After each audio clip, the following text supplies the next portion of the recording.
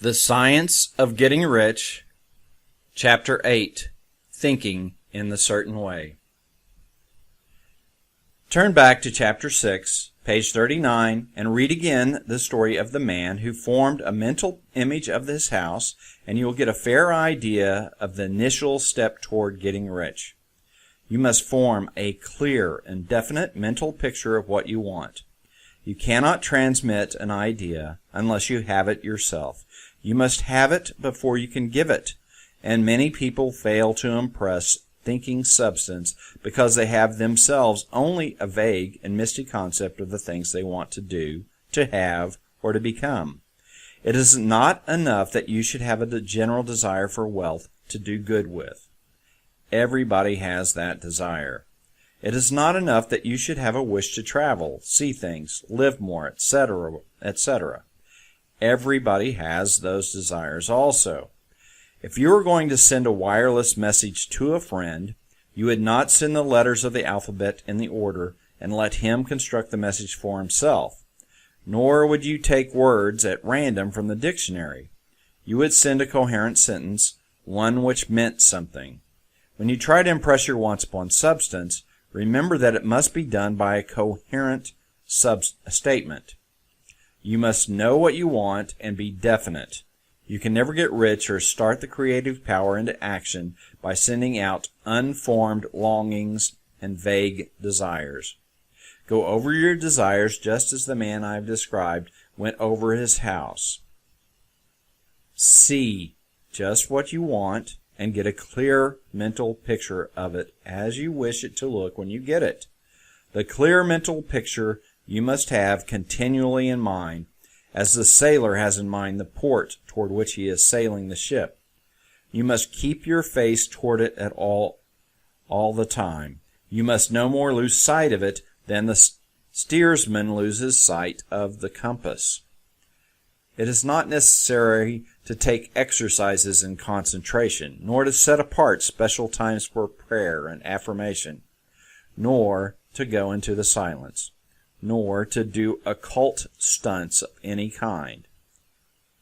Their things are well enough, but all you need is to know what you want, and to want it badly enough so that it will stay in your thoughts. Spend as much of your leisure time as you can in contemplating your picture, but no one needs to take exercises to concentrate his mind on a thing which he really wants. It is the things you do not really care about which require effort to fix your attention upon them. And unless you really want to get rich, so that the desire is strong enough to hold your thoughts directed to the purpose, as the magnetic pole holds the needle to the compass, it will hardly be worth while for you to try to carry out the instructions given in this book. The methods herein set forth are for people whose desire for riches is strong enough to overcome mental laziness and the love of ease and make them work. The more clear and definite you make your picture then, and the more you dwell upon it, bringing out all its delightful details, the stronger your desire will be, and the stronger your desire, the easier it will be to hold your mind fixed upon the picture of what you want. Something more is necessary, however, than merely to see the picture clearly.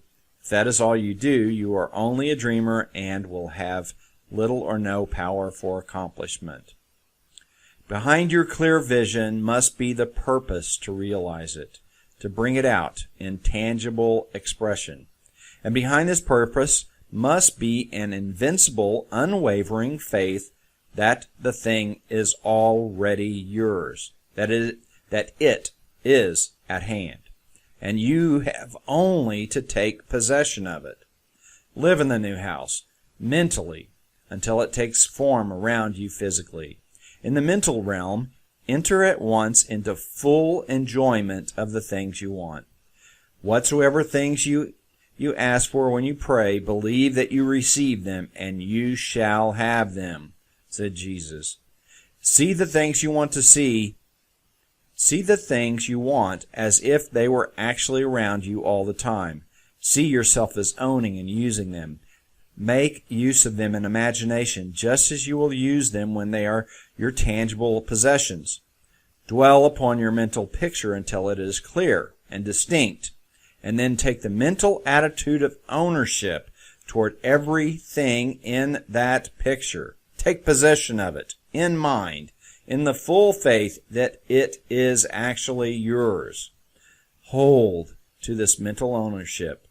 Do not waver for an instant in the faith that it is real. And remember what was said in a preceding chapter about gratitude. Be as thankful for it all the time as you expect to be when it is taken form. The man who can sincerely thank God for the things which as yet owns only an imagination has real faith. He will get rich. He will cause the creation of whatsoever he wants. You do not need to pray repeatedly for things you want. It is not necessary to tell God about it every day. Use not vain repetitions as the heathen do, said Jesus to his pupils. For your Father knows you have need of these things before you ask him. Your part is to intelligently formulate your desire for the things which make for a larger life, and to get these desires arranged into a coherent whole, and then to impress this whole desire upon the formless substance, which has the power and the will to bring you what you want. You do not make this impression by repeating strings of words. You make it by holding the vision with unshakable purpose to attain it, and with steadfast faith that you do attain it. The answer to prayer is not according to your faith while you are talking, but according to your faith while you are working. You cannot impress the mind of God by having a special Sabbath day set apart to tell him what you want, and the forgetting him during the rest of the week. You cannot impress him by having special hours to go into your closet and pray, if you then dismiss the matter from your mind until the hour of prayer comes again. Oral prayer is well enough and has its effect, especially upon yourself in clarifying your vision and strengthening your faith. But it's not your oral petitions which get you what you want.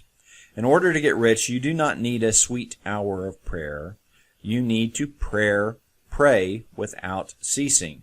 And by prayer, I mean holding steadily to your vision, with the purpose to cause its creation into solid form, and the faith that you are doing so. The whole matter turns on receiving.